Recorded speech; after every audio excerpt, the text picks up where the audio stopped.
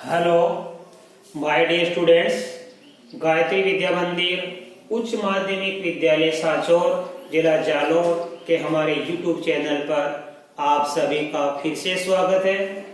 प्रिय विद्यार्थियों, मैं अनिल कुमार सोनी, कक्षा 8 विषय गणित, अध्याय 9 बीजीय व्यंजक एवं सर्व समीकरण, इसका बेसिक सामान्य ज्ञान मैंने कल आपको वीडियो में बताया था। आज हम इसकी प्रकरण 9.1 के सवाल नंबर 1 और 2 को हल करना सीखेंगे। बच्चों, आज की प्रकरण 9.1 की शुरुआत करने से पूर्व मैं आपको फिर कहना चाहूंगा कि यदि आपने अभी तक हमारे इस YouTube चैनल को सब्सक्राइब नहीं किया है तो सब्सक्राइब जरूर करें, जिससे कि आगे आने वाले नए वीडियोस के नोटिफिकेशन आपको समय पर प्राप्त हो और आप अपनी पढ़ाई को सुचारू रूप से जारी रख सके। देखो बच्चों, हमारे क्वेश्चन नंबर 1 में क्या लिखा है, निम्नलिखित व्यंजकों में से प्रत्येक के पदों एवं गुणांकों को पहचानिए। मतलब क्वेश्चन नंबर 1 to 6 इसमें कितने पद हैं और उन पदों के गुणांक हमको लिखना है। बड़ा ही सरल सवाल है। देखो बच्चों, हमारे इस सवाल में देखो ये लिखा है 5xyz स्क्वायर माइनस का 3zy। तो हमारे पास देखो चिन्ह कितना है, ये चिन्ह माइनस का है, ये चिन्ह प्लस का है। हमारे सवाल में देख लो कितने माइनस प्लस के चिन्ह आए, उतने ही पद हैं, उतने ही क्या है पद। पदों की पहचान कैसे करेंगे, जितने प्लस माइनस के चिन्ह है उनकी गिनती कर लो। माइनस का चिन्ह एक बार आया, प्लस का चिन्ह एक बार आया, अर्थात ये एक दो संख्या हमारी क्या, ये दोनों पद है। तो कौन कौन सा पद है, पहला पद ये है, देखो ध्यान देना 5xyz स्क्वायर, और दूसरा कौन सा माइनस का 3zy। तो हमारे इस पहले नंबर के क्वेश्चन में कुल कितने पद हैं, 2 पद हैं। पहला कौन सा है 5xyz स्क्वायर, मैंने z की घात 2, जब घात 2 होती है तो उसको इंग्लिश में स्क्वायर बोलते हैं, और घात ऊपर 3 होती है तो उसको इंग्लिश में क्यूब बोलते हैं, CUB क्यूब, राइट। तो समझना 5xyz स्क्वायर ये प्रथम पद और माइनस का 3zy हमारा हो गया द्वितीय पद। अब हमें लिखना गुणांक, इन पदों का गुणांक। बताओ यहाँ पे हमारे पास में ये जो xyz स्क्वायर है, ये कौन सी गणित की संख्या से गुणा हो रही है, 5 से गुणा हो रही है। तो इसका गुणांक कितना है 5, और ये 3zy, ये हमारी ये 3zy किससे गुणा हो रही है, माइनस। जब कुछ भी चिन्ह नहीं होता है पे ध्यान देना, कुछ भी चिन्ह नहीं होता उसको प्लस मानते हैं, यानी ये कोई चिन्ह प्लस है, ये माइनस कर दिए थे माइनस। तो देखो ये zy, ये हमारा zy नहीं है, कितने से गुणा हो रहा है, ये -3 से गुणा हो रहा है बच्चों। इसका मतलब -3zy, इसका गुणांक कितना है -3। अब आपको अच्छी तरह समझ में आ गया। इसी प्रकार देखो यहाँ पे ये प्लस का चिन्ह, ये प्लस का चिन्ह, और ये भी किसका चिन्ह, प्लस का। मैंने कहा जब कोई चिन्ह शुरू में नहीं लिखते तो प्लस का माना जाता है। तो ये प्लस का x स्क्वायर, ये प्लस का 1x और ये प्लस का 1। अब ध्यान दो यहाँ पे ये x स्क्वायर का कोई भी गणित की संख्या नहीं लिखी। जब गणित की संख्या कोई भी नहीं लिखी है तो गुणांक 1 मानते हैं, यानी वो 1 से गुणा है। देखो बच्चों, x को मैं लिख सकता हूँ 1x, और यहाँ पे देखो ध्यान देना x स्क्वायर, इसको मैं लिख सकता हूँ 1x स्क्वायर। तो देखो x यहाँ पे कोई नहीं लिखा तो क्या मानेंगे, 1 गुणा x स्क्वायर का कोई नहीं लिखा तो 1x स्क्वायर। तो गुणांक कितना है इसमें 1, इसमें भी कितना है 1, मैं लिखूं माइनस का x। तो देखो यहाँ पे कोई भी नहीं लिखा तो गुणांक क्या मानेंगे -1, क्योंकि -x को लिख सकते हैं माइनस का 1x, और -x स्क्वायर को लिख सकते हैं माइनस का 1x स्क्वायर। तो 1 को कभी लिखा नहीं करते हैं, 1 हमेशा साइलेंट रहता है। आए समझ में, ध्यान देना। तो ये कितने पद है हमारे पास में, देखो ध्यान देना। पहला पद कौन सा 1, दूसरा पद कौन सा प्लस का x, तीसरा पद कौन सा x स्क्वायर। अब इन तीनों के गुणांक, 1 का गुणा कितना है, 1 ही होगा। ये x, यहाँ कुछ भी नहीं लिखा, मैंने क्या कहा था आपको, जब कुछ भी नहीं लिखा तो हम क्या मानते हैं, पर अपन एक एक्स मानते हैं। क्या मानते हैं? एक एक्स। तो गुणा कितना गया? एक। इसका गुणांक कितना है? एक। अब एक्स स्क्वायर है, मैंने क्या कहा, जब गुणांक कोई नहीं है तो इसको लिख सकते हैं एक एक्स स्क्वायर। जिस प्रकार ये एक एक्स था, एक एक्स को क्या लिखते हैं? एक्स। एक एक्स स्क्वायर को लिखते हैं एक्स स्क्वायर। तो यहाँ गुणांक आ गया एक, और यहाँ भी गुणा कितना आएगा? एक आएगा। तो एक्स स्क्वायर कितने से गुणा हो रही है? एक से। एक्स स्क्वायर का गुणांक हो गया एक। अब देखो यहाँ पे तीन पद है, एक चिन्ह, दो चिन्ह, तीन चिन्ह। तो पहला पद कौन सा हो गया? 4x square Y square, coma दूसरा हो गया माइनस का 4x square Y square Z square, और तीसरा हो गया प्लस का जेड स्क्वायर। राइट। अब आप देखो हमारे पास ये तीन पद पहचान लिया हमने, तीन पद है इसमें। तो ये एक्स स्क्वायर वाई स्क्वायर जो लिखा है कितने से गुणा हो रहा है? 4 से। तो इस पद का गुणांक है 4, कोमा। अब देखो ये माइनस का 4x square Y square Z square है, इसका मतलब ये हुआ कि ये X square Y square Z square कौन सी संख्या से गुणा हो रहा है? -4 से हो रहा है। तो यहाँ पे इस पद का गुणांक -4 है, ये माइनस का 4 है। इसी प्रकार लिखा है जेड स्क्वायर। अभी जेड स्क्वायर है तो यहाँ कोई भी नहीं है, तो इसको क्या मानते हैं बच्चों? ने क्या कहा? एक मानते हैं। जब किसी भी संख्या के आगे गणित की कोई संख्या गुणा में नहीं लिखी है उसको एक मानते हैं। प्लस है तो प्लस है, और माइनस है तो माइनस है। ये प्लस की है तो इसका गुणांक क्या आएगा? +1 आएगा। अब देखो यहाँ पे हमारे पास तीन पद है, क्योंकि एक चिन्ह, दो चिन्ह, तीन चिन्ह हो गए, तो तीन पद हो गए। पहला गुणांक कौन सा हमारे पास में? 3, कोमा दूसरा क्या? माइनस का PQ प्लस 4 हो गया हमारे पास। देखो यहाँ पे 1 2 3 4 हो गए, माइनस PQ, और तीसरा क्या है? प्लस का QR, और चौथा है माइनस का RP। ये हमारे पास इस सवाल में कितने पद है बेटा? पहचान कर लिए। एक पद, दो पद, तीन पद और चार पद। हमने चारों पदों को लिख दिया कोमा लगा के।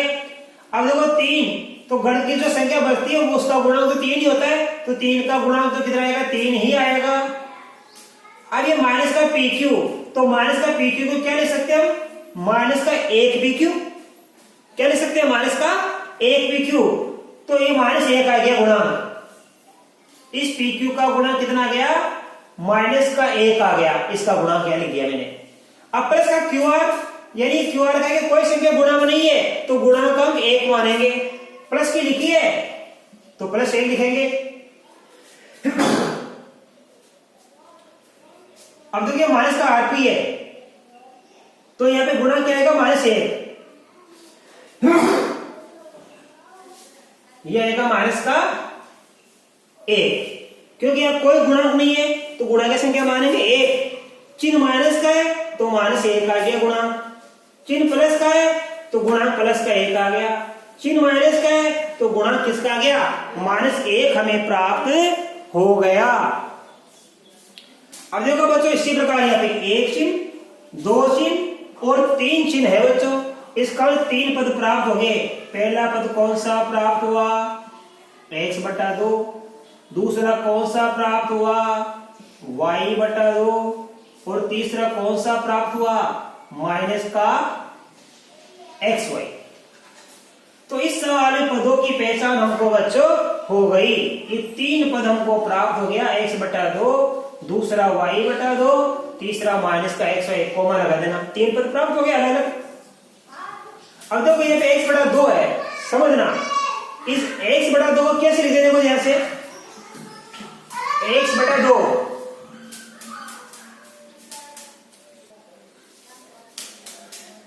तो ये x/2 बच्चों, मैंने क्या x का कोई भी नहीं है तो क्या मानते हैं? उसको 1 मानते हैं। तो इसको बोलेंगे x/2 को 1 x/2। ये हमारा x/2 है, इसको मिल सकते 1 x/2। तो बताओ ये x कितने से गुणा हो गया? 1/2 से गुणा हो गया। कितने से गुणा हो गया? 1/2 से। तो ये गुणांक कितना आ गया x का? 1/2 आ गया। इसमें y/2 देखो, ये y/2, इसको मिल सकते हैं। y का ये कोई नहीं है तो 1y/2। तो बताओ यह गुणांक कितना आ गया y का? 1/2। तो यह गुणांक आ गया y/2 में गुणांक कितना होगा? 1/2, कोमा ये xy है, देखो माइनस का, आगे कोई चिन्ह नहीं है तो क्या लिख दूंगा मैं? 1। तो बताओ यहाँ पे इस xy का गुणांक क्या बच गया? -1। क्या बच गया? -1। इसी प्रकार देखो सवाल नंबर 6 पहले का, इसमें क्या लिखा बच्चों? 1 चिन्ह, 2 चिन्ह, 3 चिन्ह है, इसका 3 पद हो गए। पहला हो गया कौन सा? 0.3a, कोमा दूसरा माइनस का 0.6ab, और तीसरा प्राप्त हो गया प्लस का 0.5b। ये 3 पद हमको प्राप्त हो गए। अब देखो बच्चों यहाँ पे ये जो a है, ये a कितने से गुणा हो रहा है? 0.3 से। तो इस पद का गुणांक हो गया 0.3, कोमा। अब देखो यहाँ पे ये ab, यह ab कितने से गुणा हो रहा है? माइनस का 0.6 से।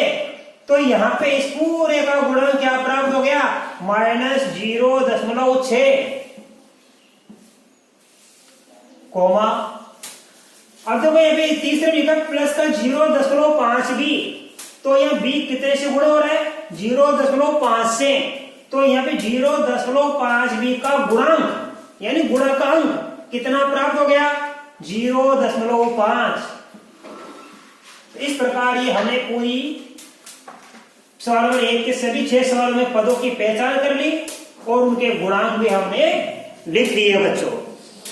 अब देखो आगे बढ़ेंगे सवाल नंबर 2 की तरफ।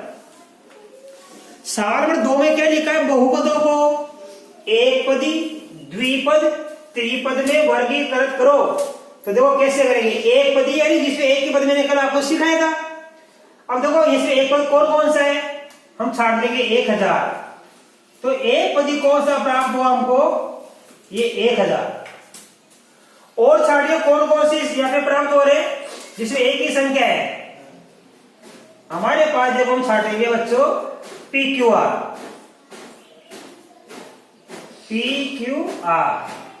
ये PQR हो गया।